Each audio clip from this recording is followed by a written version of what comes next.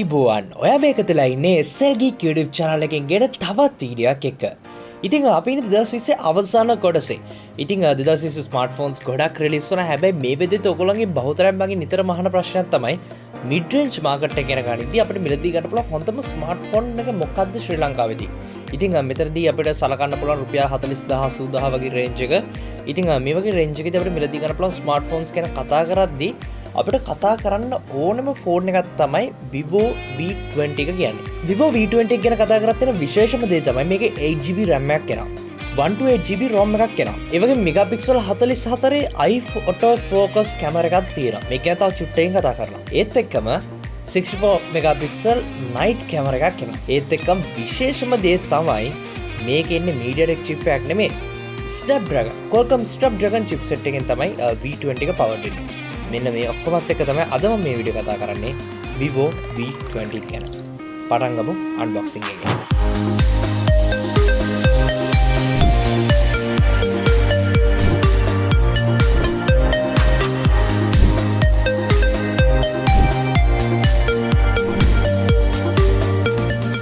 Phone එක අතර ගත්ත එක මුලින්ම ෆීල් වෙන දේ තමයි මේකේ තියෙන ඩිසයින් එක. ඉතින් ඩිසයින් එක ගැන කතා කරන්නේ කොහෙන්ද කියලා පටන් ගන්න කියලා හිතා ගන්න බැරි තරමට කතා කරන්න ගොඩක් දේවල් තියෙනවා.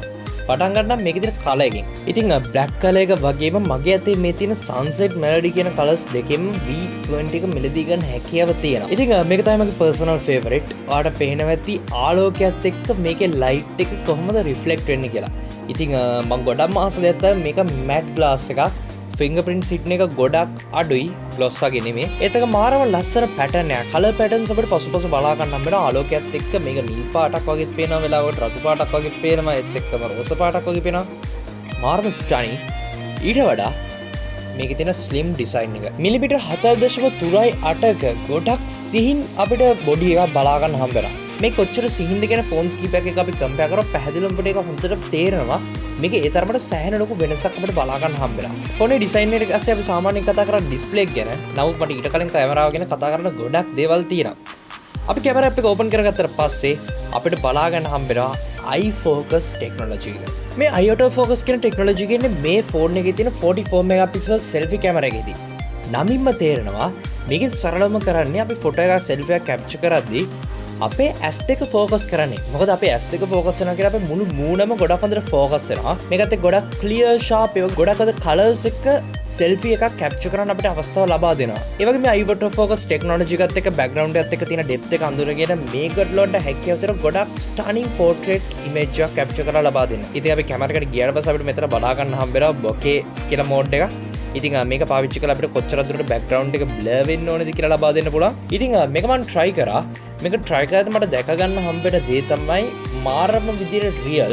ඉතින් සිංගල් කැමරා එකක් ඉදිරිපස්සේ තිබුණත් මේ software විදියට වගේම මේ තියෙන කැමරා එක powerful නිසා 44 මෙගාපික්සල් ගොඩක් detail image එක capture කරන්න පුළුවන් නිසා මේගොල්ලන්ට ඇත්තට මේ පාර සෑහෙන ලොකු දෙයක් කරන්න පුළුවන් වෙලා තියෙනවා. ඉතින් ඒත් එකම beauty mode එක බලා ගන්න හම්බෙනවා. beauty එකත් අපිට වෙනම customize කරන්න හැකියාව ලැබිලා තියෙනවා. ඉතින් මෙතන අපිට skin tone එක ඒ වගේම මුණ මහත් වෙන්න ඕනේ විදිහ එක තැන් වලින් කොහොමද වෙනස් වෙන්න ඕනේ ලස්සනට අපිට beauty එක වෙනම customize කරන්න හැකියාව ලැබිලා තියෙනවා. මෙතන අපිට style කියලා option එකක් තියෙනවා. මෙතන style කියන එකේ නිකන් pre-made වගේ නිකන් templates වගේක් වගේ තියෙනවා. ඉතින් මේක පාවිච්චි කරලා අපිට මේ තියෙන styles වලට අනුව ටග් ගාලා අපේ photos capture කරන්න හැකියාව තියෙනවා. ඉතින් ලස්සන color gradients ප්‍රමාණයක් යටතේ එක විදිහට පසුපස background එක blur කරලා එක විදිහට options අපිට මෙතන ලැබිලා තියෙනවා. ඉතින් මේකත් අපිට use කරන්න හැකියාව තියෙනවා. කොහොමද මම දෙක විශේෂම දේ තමයි මම කැමරාව ගොඩක් ඉක්මනට මූව් කරත් මම කැමරාව කොයි විදිහට තියන් හිටියත් මගේ මූණ මෙයා ફોකස් එකේ හැමතිස්සම තියා ගන්නවා. ඉතින් ඒකත් එක්ක මට තේරෙනවා ගොඩක් ෂාප් විදිහට හැමදේම කැප්චර් වෙනවා. මේ සෙල්ෆි කැමරා එක ඇවිල්ලා තියෙන ඩියු ටොප් ඩිසයින් එකක් එක්ක එන නොච් එකක් ඇතුලේ. ඉතින් මේකේ සෙල්ෆි කැමරා එක විතරයි තියෙන්නේ. ඒක නිසා ලොකු ඉඩක් වෙන් වෙලා නැහැ. ඊට අමතරව අපිට ඉහළින් ඉයර්පීස් එක බලා ගන්න හම්බ වෙනවා. විවෝල මේ සෙල්ෆි කැමරා එක හඳුන්වන සුපර් ඩෙෆිනිෂන් කැමරා එකක් විදියට. විශේෂම දේ මේ ෆෝන් එකේ 4K දක්වා අපිට රෙකෝඩ් කරන්න හැකියාව තියෙන සෙල්ෆි කැමරා එකෙන් පවා මේ ෆෝන් එකෙන් අපේ මූණ ફોකස් එකේ තියා ගන්නවා. ඒ වගේම නයිට් මෝඩ් එකේ සෙල්ෆි කැමරා එකටත් බලා ගන්න හම්බ වෙනවා. ඉතින් රාත්‍රී කාලේ දුනත් අපිට කිසිම ප්‍රශ්නයක් නැතුව මේ සෙල්ෆි කැමරා එක හරහා ගොඩක් අඳුරදී පවා ගොඩක් ලස්සන සෙල්ෆිස් කැප්චර් කරන්න අවස්ථාව ලබා දීලා තියෙනවා. විශේෂම රාත්‍රී කාලේ මේ විදිහට ෆොටෝ එක කැප්චර් කරද්දී මේ ඩිස්ප්ලේ එකේ තියෙන ලයිට් එක ගොඩක් නැචරල් ලුක් එකක් අපේ ෆොටෝ එකට අරන් දෙනවා. ඒත් එක්කම කලර් ටෙම්පරේචර්ස් මේ වගේ දේවල් හරියට මැච් කරලා මේ ෆොටෝ එක අරන් දෙන නිසා මොකද සමහර නයිට් මෝඩ් එකේ අපි ගන්න ෆොටෝස් සමහරක් කරලා ටිකක් විකෘති වෙලා වගේ තියෙන්නේ. VIVO V20 එකේදී මේ කතාව ටිකක් වෙනස්. ඉතින් කැමරාව ගැන කතා කරන්න ගොඩක් දේවල් තියෙනවා. ඒක නිසා මම මේක ගැන විශේෂ වීඩියෝ එකක් හදනවා.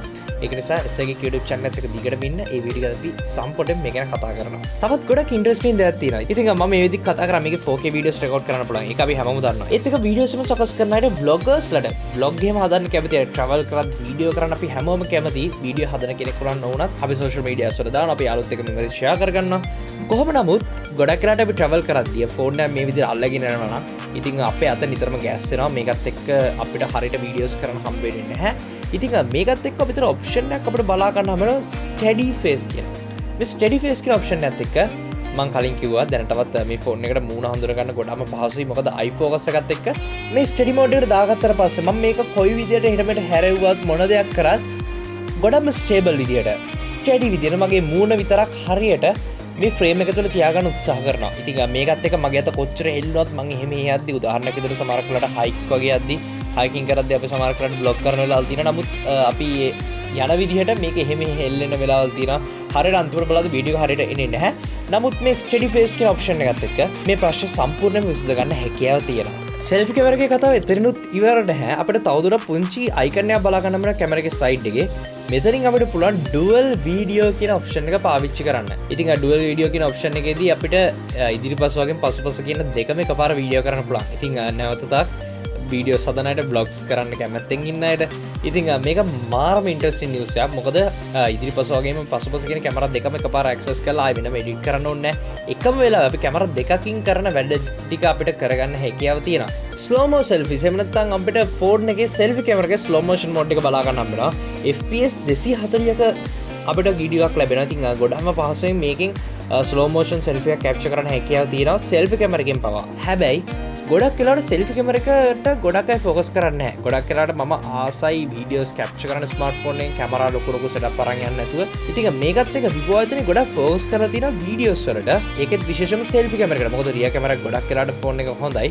සෙල්ෆි කැමරා එකෙන් අපිට වීඩියෝ එක හරියට ෂූට් කරගන්න තිබුණා නම් මේ සෙල්ෆි කැමරා එකම අපිට පාවිච්චි කරන්න පුළුවන් මේන් කැමරා එකක් විදියට. ඩිස්ප්ලේ ගැන කතා කරද්දී අකල් 6.44ක ඩිස්ප්ලේ එකක් අපිට බලා ගන්න හම්බෙනවා. මේ ඩිස්ප්ලේ එක සුපර් AMOLED ඩිස්ප්ලේ එකක්. ඒත් එකම 400 ඉක්මවූ පික්සල් per inch වගේක් බලා ගන්න හම්බෙනවා. ඩිස්ප්ලේ ක්වොලිටි ගොඩක් හොඳයි. ෆෝන් එකේ රන් වෙන්නේ Android 11. ඊටත් වඩා මේ ෆෝන් එකේ VIVO ලගිම ඒගොල්ලන්ට බලන්න Fun Touch OS එක කරන්න වෙනවා. Fun Touch OS එකත් එක්ක ගොඩක් ෆීචර්ස් ප්‍රමාණයක් තිබිලා තියෙනවා. මේ ෆීචර්ස් අතර වැදගත්ම දෙයක් තමයි අල්ට්‍රා ගේමින් මෝඩ් එක. මේ අල්ට්‍රා ගේමින් මෝඩ් එක කියන මම කලින් කතා කරලා තියෙන ගේම්ස් එල්ලම් කරන අයට මේක සෑහෙන්න වටිනවා. මොකද ෆෝන් එකේ performance ගොඩක් හොඳ මට්ටමකට අරගෙන ගේම් ගහද්දි වෙන්න පුළුවන් බාධා සියල්ලම ඉවත් කරලා අපිට ගොඩක් ලස්සනට ගේම් එක සෙල්ලම් කරන්න හැකියාව තියෙනවා. ඒත් එක්කම තවදුරටත් අපිට ෆෝන් එකේ pre-installed applications ගොඩක් ලැබිලා තියෙනවා. ඉතින් මේ අතර Google එකේ podcast application එක main Google හැම application එකක්ම වගේ install වෙලා තියෙනවා. Google services සාමාන්‍ය විදිහට ලැබෙනවා. ඒ වගේ FM radio application එකක් වගේම iManage කියලා application එකක් බලා ගන්න හම්බ වෙනවා. මේ iManage හරහා අපිට හැකියාව දෙන ෆෝන් එකේ තියෙන හැම දෙයක්ම control කරන්න අපිට ෆෝන් එක optimize කරන්න clean කරන්න මේ වගේ built-in application එකක් ලැබිලා තියෙනවා. performance ගැන කතා කරද්දී මම කලින් ඔයගලන්ට පෙන්නන විදිහට ෆෝන් එකේ එන්නේ 8GB RAM එකක් 128GB internal storage එකක් එක්ක. කිව්වේ numbers වලින්ම තේරෙනදී ආයමට විශේෂයෙන් කතා කරන්න දෙයක් නැහැ. ෆෝන් එකේ performance ගොඩක් හොඳ මට්ටමක තියෙනවා. ඉතින් මම මේක සෙල්ලම් කරා Call of Duty mobile එක ඇතුළේ games ගොඩක්. ඉතින් මට කිසිම issue එකක් නැහැ. ඉතින් ඔයගොල්ලෝ තුනත් පිළිගන්නවා 8GB RAM එකත් එක්ක අනිවාර්යෙන් ප්‍රශ්නයක් වෙන්නේ නැහැ. ෆෝන් එකේ heat එක ගැන කතා කරද්දී heat management ගොඩක් හොඳයි. ඒ වගේම කතා නොකරපු දෙයක් තමයි V20 එකේ rear camera එක. මෙතන අපිට 64 megapixel rear camera එකක් බලා ගන්න හම්බ වෙනවා. megapixel 64ක්. ඒ වගේම අපිට තවත් කැමරා දෙකක්. මෙතන multi-functional camera එකක් තියෙනවා megapixel 8ක. ඒ වගේ megapixel 2 mono camera එකක් බලා ගන්න හම්බ වෙනවා. camera lens තුනක් තිබුණාට අපිට ගොඩක් පහසුවෙන් camera එක ඇතුළට ගිහිල්ලා wide angle mode එකට switch වෙන්න පුළුවන්. super wide angle mode කියලා VIVO වල හඳුන්වන්නේ. ඉතින් ලොකු range එකක් අපිට මේකෙන් capture කරන්න හැකියාව තියෙනවා. bokeh mode එකක් බලා ගන්න හම්බ වෙනවා. background එක blur කරලා අපිට photos capture කරන්න පුළුවන්. ඒත් එක්කම super macro mode එකක්. එහෙම නැත්නම් මම අර කලින් කතා කරපු විදිහට object එකකට ගොඩක් ලං කරාට පස්සේ ඒකේ තියෙන details ගොඩක්ම sharp විදිහට අපිට capture කරගන්න හැකියාව තියෙනවා. ඉතින් මේ දේවල් වලට අමතර night mode එක වගේම portrait mode එකත් බලා ගන්න බෑ. විශේෂම megapixel 64ක කැමරා එකක් කියන්නේ මේක සෑහෙන්නම හොඳයි. ඉතින් ගොඩක් detailed photos අපිට පැහැදිලිවම capture කරගන්න හැකියාව තියෙනවා. ඒත් එක්කම high resolution කියලා mode එකක් තියෙනවා. මෙතන අපිට 64 megapixel කැමරාවකට switch වෙන්න මෙතන ගොඩක් ලොකු resolution එකක් එක්ක pictures capture කරන්න අපිට අවස්ථාව ලබා දීලා තියෙනවා. ඒත් එක්කම අපිට තවදුරටත් panoramic mode එකක්, live photo mode එකක්, professional mode එකක් එක්කම තවත් modes ගොඩක් බලා ගන්න හම්බ වෙනවා. මේවත් ඔයාලට අවශ්‍ය විදිහට පාවිච්චි කරන්න පුළුවන්. ඒත් එක්කම slow motion mode එකත් මෙතන අපිට බලා ගන්න හම්බ වෙනවා. ඒ වගේ අපිට මෙතන වීඩියෝස් වලට ගියාට පස්සේ rear camera එකෙත් අපිට movie mode කියලා එකක් බලා ගන්න හම්බ වෙනවා. මෙතන අපිට හැකියාවට කලින් කිව්ව විදිහට අපිට අවශ්‍ය කරන object එක ගොඩක් අද focus එකේ තියාගන්න. ඉතින් මේකට තමයි සරලවම මේ movie mode කියන එක පාවිච්චි කරන්නේ.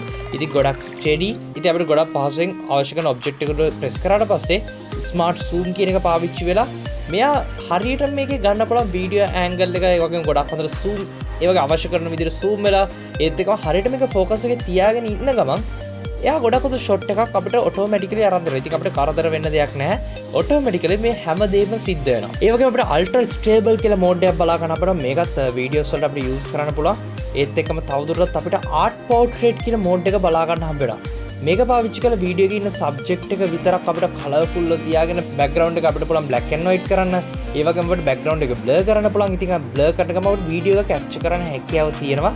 ඉතින් ඔයාලට තේරෙනවද ෆෝකසින් කියන දෙයට විබෝල මේ පාර සෑහෙන මහන්සිලා තියෙනවා කියලා. විශේෂයෙන් මේ ෆෝන් එක powered වෙන්නේ Qualcomm Snapdragon 720 කියන chipset එකකින්. Snapdragon chipset එකක් ඇවිල්ලා තියෙන නිසා කලින් කතා කරපු 8GB RAM එකත් එක්ක මේක තවත් powerful වෙනවා. ඒ වගේ 33 watt fast charging adapter එකක් අපිට ලැබිලා තියෙනවා. මේකත් එක්ක අපිට ගොඩක් speed charging experience කරන්න පුළුවන්. ඒත් එක්කම 4000 mAh battery එකක් අපිට මේ ෆෝන් එකේ බලා ගන්න හම්බ වෙනවා. සාමාන්‍ය ෆෝන් එකේ 65ක විතර බැටරි එකක් අපිට මිනිත්තු 30ක් ඇතුළත වගේ charge කරගන්න හැකියාව තියෙනවා. ඒක නිසා අපි මේ ෆෝන් එකේ charge නැහැ වගේ එකපාරට දැක්කොත් ඔයාලට ගොඩක් පහසුවෙන් මේ ෆෝන් එක මිනිත්තු 30ක් විතර charge කරලා දවසක් විතර කාලයක් ඔයාලට පාවිච්චි කරන්න හැකියාව ලැබෙනවා.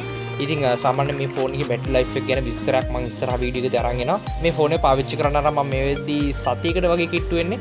ඉතින් මම තව ටිකක් පාවිච්චි කරලා මේක ගැන සම්පූර්ණ විස්තරයක් ඔයාලට අරගෙන එන්නම්. ඉතින් ගොඩක් දේවල් අපි කතා කරා VIVO V20 එක ගැන. ඉතින් ඔය කැමතිම ෆීචර් එක මොකද්ද මේ ෆෝන් එකේ කියලා අනිවාර්යෙන් පල්ලෙන් කමෙන්ට් කරන්න. වීඩියෝ ෂෙයා කරත් ඔයගොල්ලෝ නොදෙන්න යනටත් මේක ගැන දැනගන්න පුළුවන් ඒවි. ඒ වගේ පල්ලෙතර තිබුණ subscribe button එක press කරොත් ඉස්සරහට මම දාන වීඩියෝස් ගාවටම ගෙන ගන්න හැකියාව තියෙනවා. අපි ආයතන තිරිගේ හැම එකක් ඔයාලා හැමෝටම